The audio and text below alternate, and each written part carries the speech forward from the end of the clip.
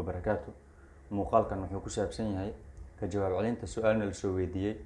Su'aasha waxay tahay maxaa sababo inay xubinta taranka dumarka ay noqoto mid khaleel ah ayaan ka jawaabi doonaa insha Allah. Sida caadiga xubinta taranka dumarka waa mid qoyan. Si loogu ilaaliyo khaleelka waa mid qoyan.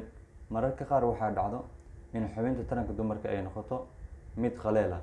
Xubinta taranka dumarka markay ay noqoto mid khaleel ah waxaa dhacdo in gudaha xubinta taranka dumarka ay noqoto mid khaleel ah. Taasna waxaa ku xigto ama waxaa dhacdo in xuubka ku dahaaran gudaha xubinta taranka dumarka oo noqdo mid khafiif ah.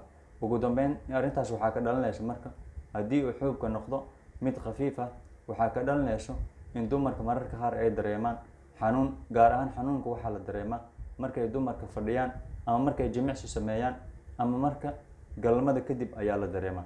Inta badan xanuunkaas mararka qaar waxaa la socon karo cuncun ayaa la socon karo.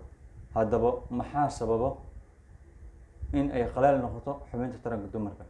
Waxa ugu badan ee sababo inay khaleel noqoto xubinta taranka dumarka waa inuu hoos u dhaco hormoonka loo yaqaano estrogen. Estrogen haddii uu hoos u dhaco waxaa dhacdo in xubinta taranka dumarka ay noqoto mid khaleel ah. Inta badan hoos u dhaca estrogenka waxaa lagu arkaa dumarka da'da weyn ayaa lagu arkaa oo dhalmada gooyay.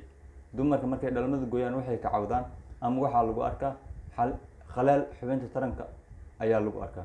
Sidoo kale waxyaabaha sababi karo inay xubinta taranka dumarka ay noqoto mid khaleel ah waxaa ka mid ah naas nuujinta ayaa ka mid ah. Sidoo kale waxyaabaha sababi karo waxaa ka mid ah daawooyinka looga hortago uurka.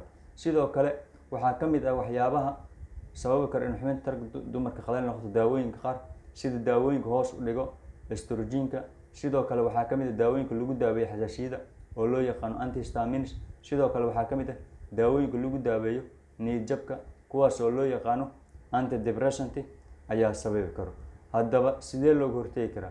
Siyaabo kala duwan oo looga hortago ayaa jiro, laakiin waxaa idin la wadaagi doonaa nafaqooyin looga hortagi karo inay xubinta taranka dumarka noqoto khaleel ayaan idin la wadaagi doonaa insha Allah. Nafaqooyinkaas waxaa ka mid ah saliidda loo yaqaano omega 3 fatty acid. Saliidda loo yaqaano ayaa aad ugu wanaagsan dumarka. Saliiddaas waxaa laga helaa meelo kala duwan ayaa laga helaa. Inta badan saliiddaas waxaa laga helaa cunooyinka badda ayaa laga helaa, kalluunka ayaa laga helaa. Sidoo kale maadooyinka ama nafaqooyinka u wanaagsan xubinta taranka dumarka waxaa ka mid ah maadooyinka loo yaqaano isoflavins. Maadooyinka loo yaqaano ayaa u wanaagsan. Maadooyinkaas waxaa laga helaa noocyada kala duwan ee looska, tufaaxa iyo waxaa laga helaa digirta ayaa laga helaa. Sidoo kale xaaladdan waxaa looga hortagi karaa ama nafaqooyinka looga hortagi karo xaaladdan waxaa ka mid ah fitamiinada A, B iyo E ayaa ka mid ah. Fitamiinadaas waxaa laga heli karaa guud ahaan khudaarta cagaaran iyo hilibka gaduudan ayaa laga heli karaa. Sidoo kale waxaa laga heli karaa kalluunka ayaa laga heli karaa. Sidoo kale bataati macaanka wuxuu u wanaagsan yahay caafimaadka xubinta taranka dumarka iyo guud ahaan caafimaadka jirka ayuu u wanaagsan yahay.